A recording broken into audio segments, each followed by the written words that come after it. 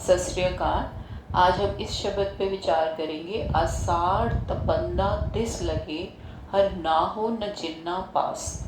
इस शब्द में बाबा जी हमें क्या बता रहे हैं। अब आषाढ़ का महीना शुरू हुआ है और ये बहुत गर्म महीना होता है। आषाढ़ मतलब जून का महीना जो है, ऑलमोस्ट इंग्लिश मंथ्स के हिसाब से जून है और हिंदी के महीनों के हिसाब से आषाढ़ बोलते हैं हमको।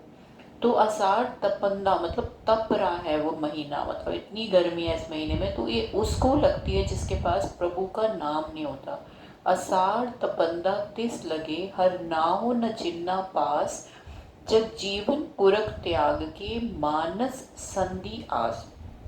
जग जीवन पुरख प्रभु के लिए नाम इस्तेमाल करते हैं कि जगजीवन पुरख को त्याग के मतलब छोड़ के, प्रभु को छोड़ के, मानस मतलब इंसानों के प्रति वो आस लगा के बैठा है कि कोई इंसान उसकी मदद करेगा। तो जगजीवन पुरख त्याग के, मानस संधि आस। दुए भाई विगुचिए, कल पहियस जम की फास। ये डुअलिटी में पढ़ के कि मैं और तू और सारे इंसानों की डुअलिटी में पढ़ के वो क्या उसके अंदर एक जैसे उसके गले में एक जम का फंदा पड़ा रहता है हमेशा, क्योंकि उसकी आसें कभी पूरी नहीं होती। जिस लोगों से, जिन दुनिया से उसने आस लगाई हुई है, तो वो हमेशा दुखी रहता है। तो जम का फास उसके गले में पड़ जाता है। पर क्या कर सकते हैं। जेहा बीजे सो लुणे, मत्थे जो लिखियास। तो जैसा बीजेगा, अगर बबूल बोएगा तो बबूल ही उसको मिलेंगे, जो वो बोएगा वो उसको मिलेगा। तो जैसा बीजे सो लुणे, मत्थे जो लिखियास, जो मत्थे पे लिखा हुआ है हमारे साथ वैसा ही हम बीज रहे और वैसा ही हमें मिलेगा। रैन बिहानी पछतानी, उठ चली गई निराश।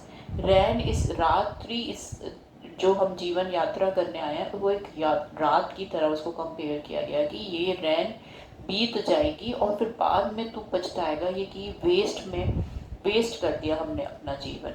तो रैन बिहानी पछतानी, उठ चली गई निराश।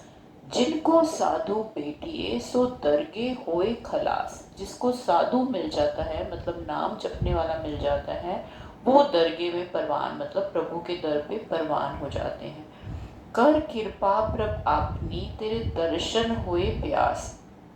बाबा जी क्या आप कह रहे हैं कि हे प्रभु, तो अपनी कृपा कर कि तेरे दर्शनों की प्यास मुझे हो। कर कृपा प्रभ अपनी, तेरे दर्शन होए प्यास। प्रभ तुझ बिन दूजा को नहीं, नानक की अरदास। हे प्रभु, तेरे बिना मुझे कोई और दूजा दिखाई नहीं देता। ये मेरी अरदास है तुझे कि तू मुझे हमेशा अपनी भक्ति बख्शता रहे, अपने से दूर कभी मत कर। असार सुहंदा तिस लगे, जिस मन हर चरण निवास। जिसके मन में हरि के चरणों का निवास हो गया है, उसी को ही आषाढ़ सुहंदा लगता है, मगर मतलब अच्छा लगता है। वाहिगुरु जी का खालसा, वाहिगुरु जी की फतेह।